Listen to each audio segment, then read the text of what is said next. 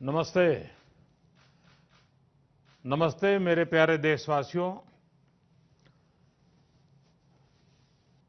Corona वैश्विक महामारी के खिलाफ भारत की लड़ाई बहुत मजबूती के साथ आगे बढ़ रही है। आप सभी देशवासियों की तपस्या, आपके त्याग की वजह से भारत अब तक कोरोना से होने वाले नुकसान को काफी हद तक टालने में सफल रहा है। आप लोगों ने कष्ट सहकर भी अपने देश को बचाया है, हमारे इस भारतवर्ष को बचाया है। मैं जानता हूं आपको कितनी दिक्कतें आई हैं। किसी को खाने की परेशानी, किसी को आने जाने की परेशानी, कोई घर परिवार से दूर है, लेकिन आप देश की खातिर एक अनुशासित सिपाही की तरह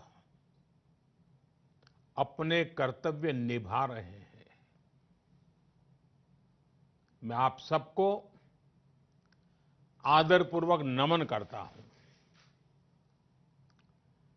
हमारे संविधान में जिस we the people of India, we the people of India की शक्ति की बात कही गई है, यही तो है वो। बाबा साहब डॉक्टर भीमराव अंबेडकर जी की जन्म जयंती पर हम भारत के लोगों की तरफ से अपनी सामूहिक शक्ति का ये प्रदर्शन, ये संकल्प बाबा साहब को सच्ची श्रद्धांजलि है। बाबा साहब का जीवन हमें हर चुनौती को अपनी संकल्प शक्ति और परिश्रम के बलबूते पर पार करने की निरंतर प्रेरणा देता है। मैं सभी देशवासियों की तरफ से बाबा साहब को नमन करता हूं। साथियों, ये देश के अलग अलग हिस्सों में अलग अलग त्योहारों का भी समय है, और वैसे भी भारत तो उत्सवों से भरा रहता है, उत्सवों से हरा रहता है, उत्सवों के बीच खिलखिलाता रहता है। बैसाखी, पोहेला बैशाख, पुथांडू, बोहाग बिहू, बिशु के साथ अनेक राज्यों में नए वर्ष की शुरुआत हुई है। लॉकडाउन के इन बंधनों के बीच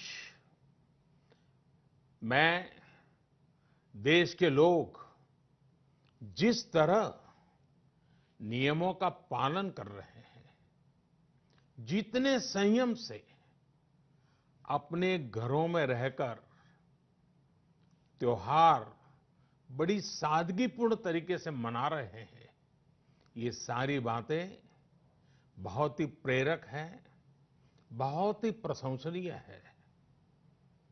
मैं नए वर्ष पर आपके परिवारजन के उत्तम स्वास्थ्य की मंगल कामना करता हूं।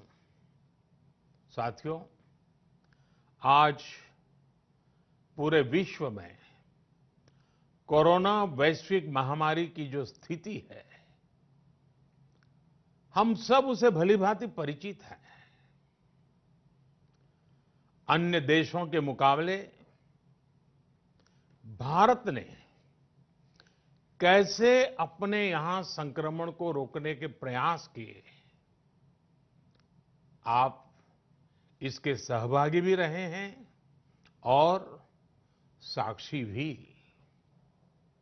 जब हमारे यहां कोरोना का एक भी केस नहीं था, उससे पहले ही भारत ने कोरोना प्रभावित देशों से आने वाले यात्रियों की एयरपोर्ट पर स्क्रीनिंग शुरू कर दी थी। कोरोना के मरीज 100 तक पहुंचे, उससे पहले ही भारत ने विदेश से आए हर यात्री के लिए 14 दिन का आइसोलेशन अनिवार्य कर दिया था। अनेक जगहों पर मॉल हो, थिएटर हो, क्लब हो, जिम हो, बंद कर जा चुके थे। साथियों, जब हमारे यहां कोरोना के सिर्फ 550 केस थे, तभी भारत ने 21 दिन के संपूर्ण लॉकडाउन का एक बहुत बड़ा कदम उठा लिया था। भारत ने समस्या बढ़ने का इंतजार नहीं किया, बल्कि जैसे ही समस्या दिखी, उसे तेजी से फैसले लेकर उसी समय रोकने का भरसक प्रयास किया। साथियों, वैसे एक ऐसा संकट है जिसमें किसी भी देश के साथ तुलना करना उचित नहीं है, लेकिन फिर भी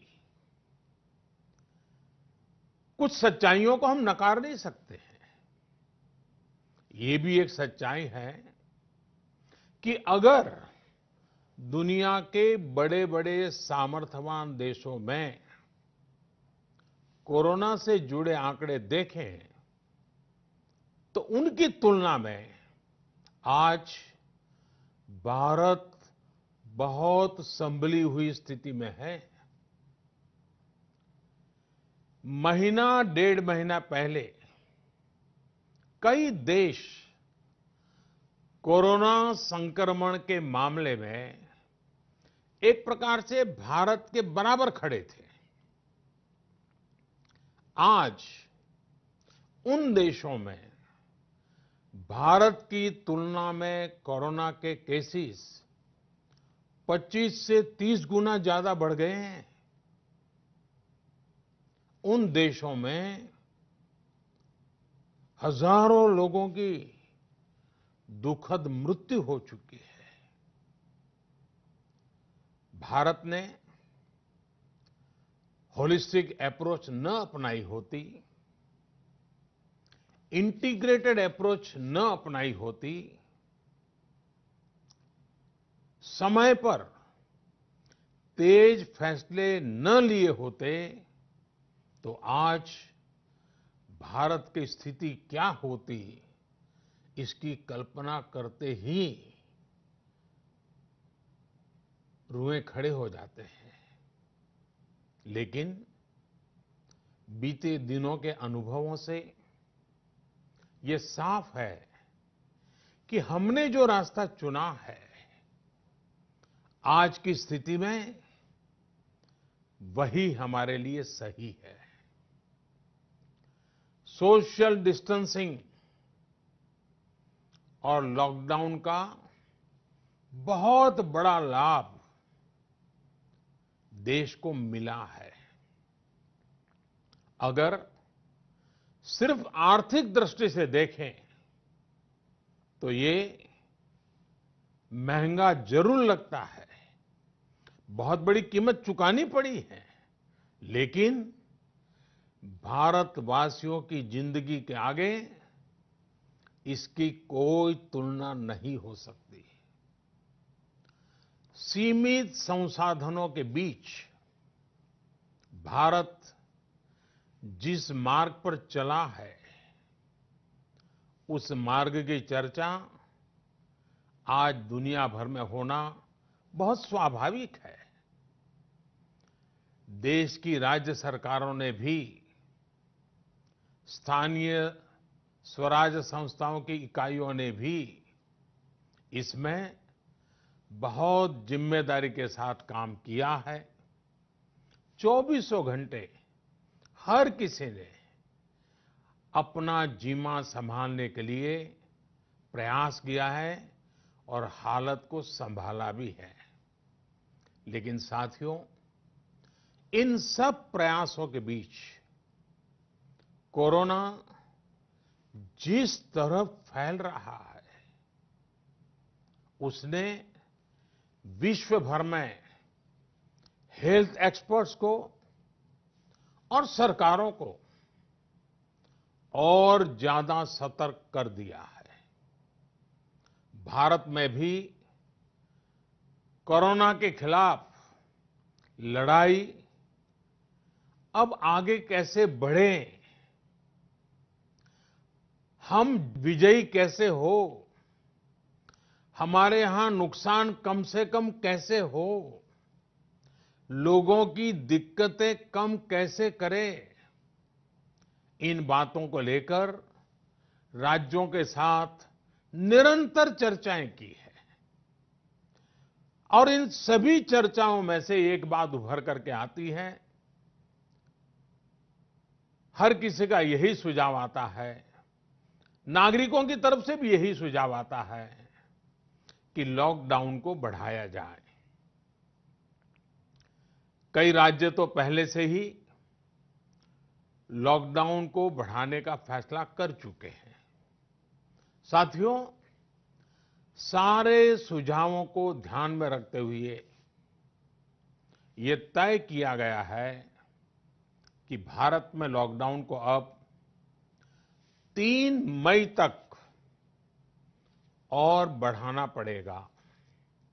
यानी 3 मई तक हम सभी को, हर देशवासी को लॉकडाउन में ही रहना होगा। इस दौरान हमें अनुशासन का उसी तरह पालन करना है जैसे हम करते आ रहे हैं। मेरी सभी देशवासियों से ये प्रार्थना है कि अब कोरोना को हमें किसी भी कीमत पर नए क्षेत्रों में फैलने नहीं देना है। स्थानीय स्तर पर अब एक भी मरीज बढ़ता है तो ये हमारे लिए चिंता का विषय होना चाहिए। कहीं पर भी कोरोना से एक भी मरीज की दुखद मृत्यु होती है तो हमारी चिंता और बढ़नी चाहिए। और इसलिए हमें हॉटस्पॉट्स को इंगित करके पहले से भी ज्यादा, बहुत ज्यादा सतर्कता बरतनी ही होगी। जिन स्थानों के हॉटस्पॉट में बदलने की आशंका है, उस पर भी हमें कड़ी नजर रखनी होगी, कठोर कदम उठाने होंगे। नए हॉटस्पॉट्स का बनना हमारे परिश्रम और हमारी तपस्या को और चुनौती देगा, नए संकट पैदा करेगा। इसलिए अगले एक सप्ताह में कोरोना के खिलाफ लड़ाई में कठोरता और ज्यादा बढ़ाई जाएगी। 20 अप्रैल तक हर कस्बे, हर थाने, हर जिले, हर राज्य को बड़ी बारीकी से परखा जाएगा। वहां लॉकडाउन का कितना पालन हो रहा है, उस क्षेत्र ने कोरोना से खुद को कितना बचाया है, इसका मूल्यांकन लगातार किया जाएगा। जो क्षेत्र इस अग्नि परीक्षा में सफल होंगे, जो अपने यहां हॉटस्पॉट नहीं बढ़ने देंगे और जिनके हॉटस्पॉट्स में बदलने की आशंका भी कम होगी, वहां पर 20 अप्रैल से कुछ जरूरी गतिविधियों की अनुमति, छूटछाट दी जा सकती है। लेकिन याद रखिए, ये अनुमति सशर्त होगी। बाहर निकलने के नियम बहुत सख्त होंगे। लॉकडाउन के नियम अगर टूटते हैं और कोरोना का पैर हमारे इलाके में पड़ता है, तो सारी अनुमति तुरंत वापस ले ली जाएगी। और इसलिए न खुद कोई लापरवाही करनी है और न ही किसी और को लापरवाही करने देना है। मेरे देशवासियों, कल इस बारे में सरकार की तरफ से एक विस्तृत गाइडलाइन जारी की जाएगी। साथियों, 20 अप्रैल से चिन्हित क्षेत्रों में इस सीमित छूट का प्रावधान हमारे गरीब भाई बहनों की आजीविका को ध्यान में रखते हुए किया गया है। जो रोज कमाते हैं, रोज की कमाई से अपनी जरूरतें पूरी करते हैं, वही मेरा एक बृहद परिवार है। मेरी सर्वोच्च प्राथमिकताओं में एक, इनके जीवन में आई मुश्किल को कम करना है। प्रधानमंत्री गरीब कल्याण योजना के माध्यम से सरकार ने उनकी मदद करने का हर संभव प्रयास किया है। अब नई गाइडलाइंस बनाते समय भी उनके हितों का पूरा ध्यान रखा गया है। इस समय रबी फसल की कटाई का काम भी जारी है। केंद्र सरकार और राज्य सरकारें मिलकर प्रयास कर रही हैं कि किसानों को कम से कम दिक्कत हो। साथियों, देश में दवा से लेकर के राशन तक पर्याप्त भंडार है। सप्लाई चेन की बाधाएं लगातार दूर की जा रही है। हेल्थ इंफ्रास्ट्रक्चर के मोर्चे पर भी हम तेजी से आगे बढ़ रहे हैं। जहां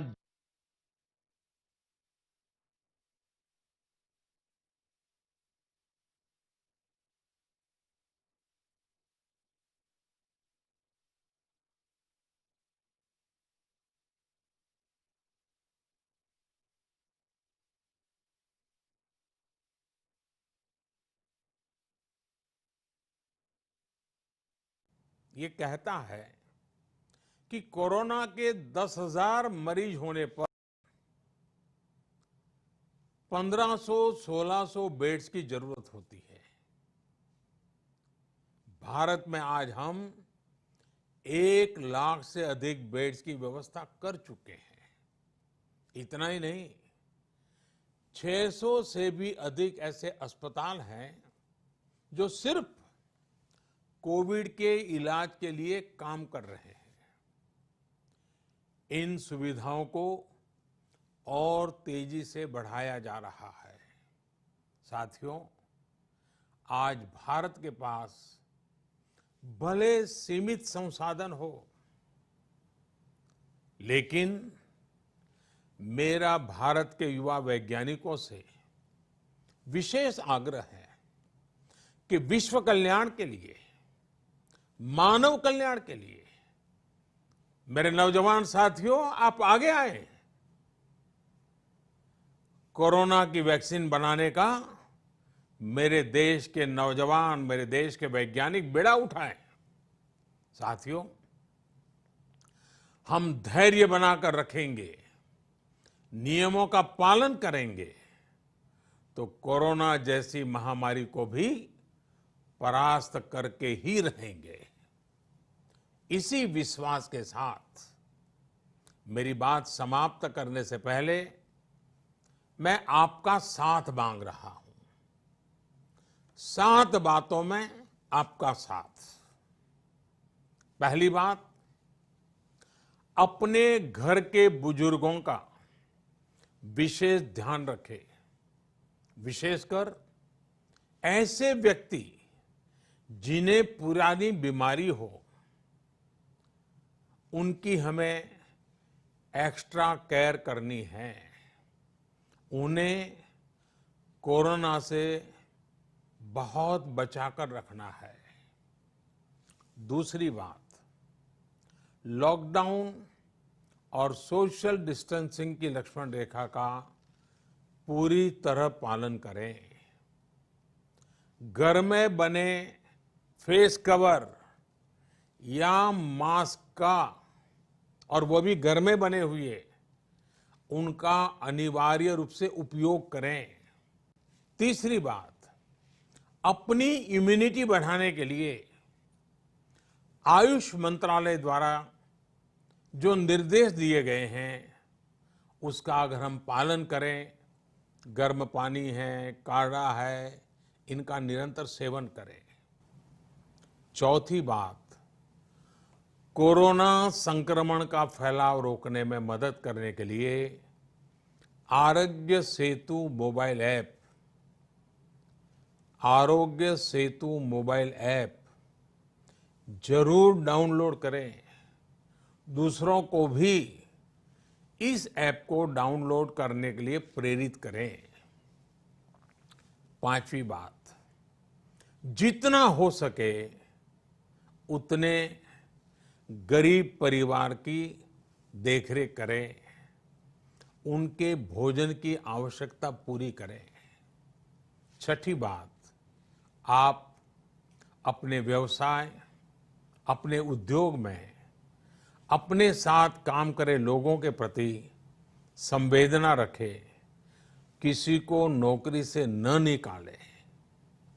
सातवीं बात, देश के कोरोना योद्धाओं, हमारे डॉक्टर, नर्सेस, सफाई कर्मी, पुलिसकर्मी, ऐसे सभी लोगों का हम सम्मान करें, आदर पूर्वक उनका गौरव करें।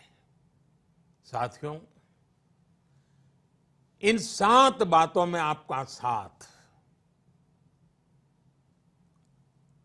ये सप्तपदी विजय प्राप्त करने का मार्ग है। विजय होने का हमारे लिए निष्ठापूर्वक करने वाला ये काम है। पूरी निष्ठा के साथ 3 मई तक लॉकडाउन के नियमों का पालन करें। जहां है वहां रहें, सुरक्षित रहें। वयम राष्ट्रे जागृयाम, हम सभी राष्ट्र को जीवंत और जागृत बनाए रखेंगे। इसी कामना के साथ मैं अपनी बात समाप्त करता हूं। आपको, आपके परिवार को उत्तम स्वास्थ्य की मंगल कामनाएं करता हूं। बहुत बहुत धन्यवाद। है वहां रहे, सुरक्षित रहें। वयम राष्ट्रे जागृयाम, हम सभी राष्ट्र को जीवंत और जागृत बनाए रखेंगे। इसी कामना के साथ मैं अपनी बात समाप्त करता हूं। आपको